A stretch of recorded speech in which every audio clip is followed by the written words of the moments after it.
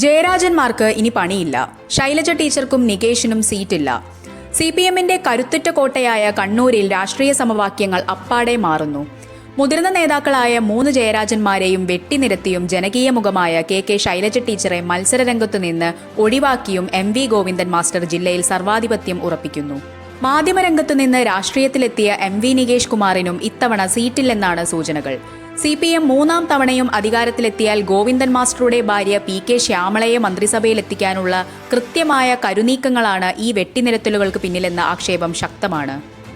കണ്ണൂർ രാഷ്ട്രീയത്തിലെ അതികായന്മാരായ EP Jayarajan, P Jayarajan, MV Jayarajan എന്നിവരെ ഇത്തവണ മത്സരരംഗത്തു നിന്ന് പൂർണ്ണമായും ഒഴിവാക്കാനാണ് ഔദ്യോഗിക പക്ഷത്തിന്റെ നീക്കം.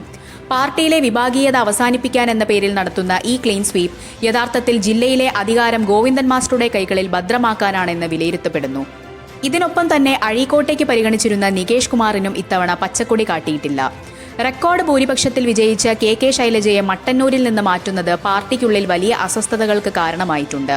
മറ്റ് ജില്ലകളിൽ സീറ്റിംഗ് MLAമാർക്ക് ഇളവ് നൽകുമ്പോഴും ജനപ്രിയ നേതാവായ ശൈലജയെ മാത്രം ഒഴിവാക്കുന്നത് മുഖ്യമന്ത്രി സ്ഥാനത്തേക്ക് ടീച്ചറുടെ പേര് ഉയർന്നുവന്നതിലെ അതൃപ്തി മൂലമാണെന്നാണ് രാഷ്ട്രീയ നിരീക്ഷകർ കരുതുന്നത്.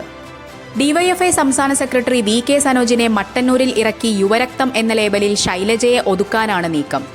MV ഗോവിന്ദൻ താൻ മത്സരിക്കാനില്ലെന്ന് പ്രഖ്യാപിച്ചതിന് പിന്നിൽ വ്യക്തമായ അജണ്ടയുണ്ടെന്ന് സൂചനകളുണ്ട്. താൻ സംഘടനയെ നയിക്കുമ്പോൾ ഭാര്യ PK ശ്യാമളയെ തളിപ്പറമ്പ് സീറ്റിലൂടെ നിയമസഭയിൽ എത്തിച്ച് മന്ത്രിയാക്കാനാണ് ധാരണ. ജില്ലയിലെ പ്രബല നേതാക്കളെ ഒന്നൊന്നായി വെട്ടിമാറ്റിയാൽ ഭാര്യയുടെ മന്ത്രിപദത്തിന് തടസ്സമുണ്ടാകില്ലെന്ന് ഗോവിന്ദൻ മാസ്റ്റർ കണക്കുകൂട്ടുന്നു. അതേസമയം ഫണ്ട് വിവാദത്തിൽപ്പെട്ട TA മധുസൂദനനെ പയ്യന്നൂരിൽ നിലനിർത്തുന്നത് ഗോവിന്ദൻ മാസ്റ്ററുടെ വിശ്വസ്തനായതുകൊണ്ടാണെന്ന ആക്ഷേപവും ഉയരുന്നുണ്ട്.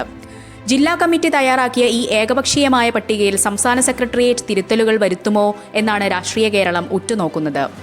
ശൈലജ ടീച്ചറെയും ജയരാജന്മാരെയും പോലുള്ള നേതാക്കളെ ഒഴിവാക്കുന്നത് വരാനിരിക്കുന്ന നിയമസഭാ തിരഞ്ഞെടുപ്പിൽ CPMന് തിരിച്ചടിയാകുമോ എന്ന ആശങ്കയും ഒരു വിഭാഗം അണികൾ പങ്കുവയ്ക്കുന്നുണ്ട്.